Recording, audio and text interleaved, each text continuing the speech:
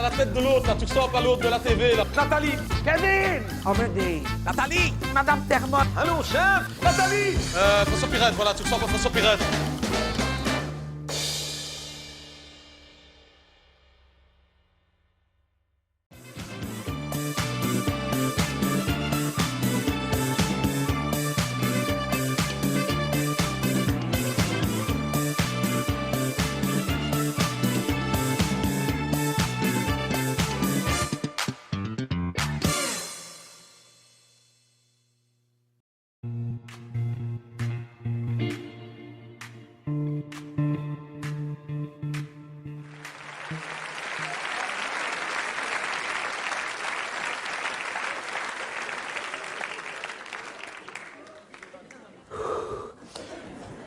Il fait une chaleur ici dedans. On dirait encore qu'il fait pas bon en Belgique, hein, parce qu'il fait une chaleur aussi. Il y a bien 40 degrés, hein. Le problème en Belgique, c'est que dès qu'il fait chaud, t'as de l'orage. Et il douche en plus.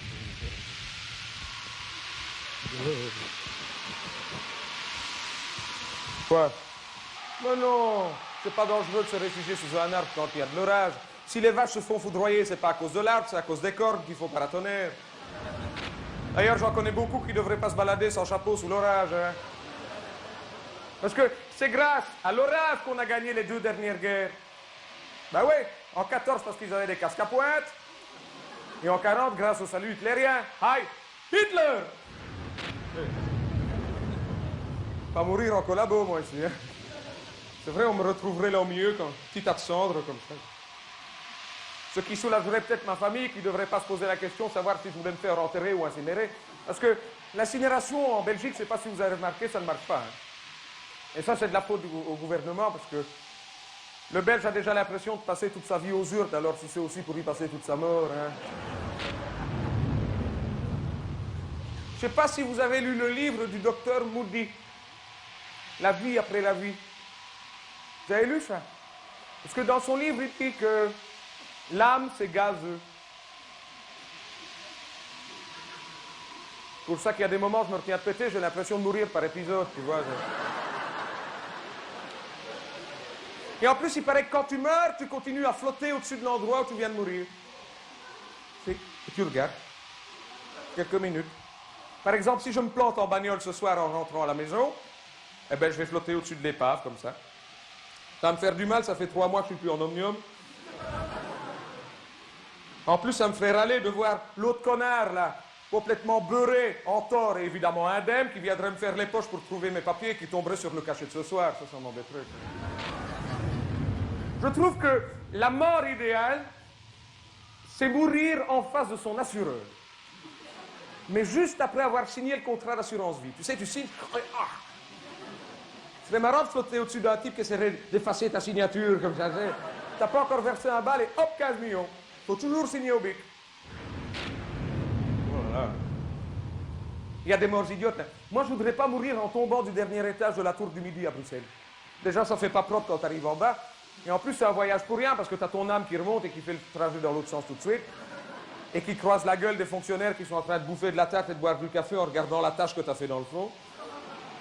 Avec un flic qui fait « Allez, circulez, il n'y a rien à voir !» Il n'y a rien à voir, il y a moi quand même, merde. Je suis mort. Les gens payaient de mon vivant. Non, moi, je rêve d'une mort toute simple. Je voudrais mourir dans mon lit. Vieux, d'une longue maladie, voir la mort arriver à côté de ma femme. Et comme ça, je flotterais dans la chambre et je la verrais dépenser une communication téléphonique pour rien en appelant le 900 alors qu'elle ferait mieux d'appeler mon notaire. Ce serait marrant. Je me demande si je meurs maintenant et que ma femme continue à vivre pendant 40 ans et à vieillir. Je me demande si, lorsqu'elle va venir me rejoindre, mes parents vont pas être choqués par la différence d'âge. Je me pose toujours des questions comme ça et après on s'étonne que je ne dorme pas, mais... Et si ça se trouve, la mort c'est peut-être la réponse à toutes vos énigmes. Quand tu meurs, tu montes. Tu sais enfin qui a tué JR. T'as qu'à lui demander, il est là. C'est vrai. Tu peux aller demander à Oswald si c'était bien lui qui avait fait le coup. Tu vas te dire, ben non, regardez, moi je suis innocent, d'ailleurs je joue aux cartes avec Kennedy, c'est Marilyn Monroe qui sert à boire, c'est pas moi. Tu peux aller demander à Jean-Paul Ier si ce soir-là, sa tisane n'avait pas un drôle de goût. T'as peut-être enfin des nouvelles de Saint-Joseph. Saint-Joseph, le cocu magnifique, là. Si, parce qu'au début de l'histoire, on t'en parle, Joseph, menuisier, charpentier, bénisse, etc. Et à la fin, on ne sait pas ce qu'il est devenu. Moi, j'ai lu les 4 bouquins dans les 4 versions à l'endroit à l'envers, on ne sait pas ce qu'il est devenu. Si ça se trouve, il n'est pas mort. S'il n'est pas mort, il n'est pas là. C'est comme Hitler, on ne sait pas. Ça m'embêterait d'arriver là-bas et qu'on n'arrive pas à me donner des nouvelles d'Adolphe. On me dirait non, non, non, non, en 1945, il y a bien un type qui est arrivé, il lui ressemble beaucoup, mais c'est pas lui, puisque Colos Barbie ne l'a pas reconnu il y a 3 mois. Donc, et si ça se trouve, hein, je me pose des questions comme ça et ça sert peut-être à rien parce que peut-être qu'il n'y a même pas de bon Dieu. Ça m'embêterait que le bon Dieu n'existe pas dans un sens. Oui, ça m'embêterait. C'est vrai parce que quand je pense au pognon que mes parents ont dépensé pour ma petite communion,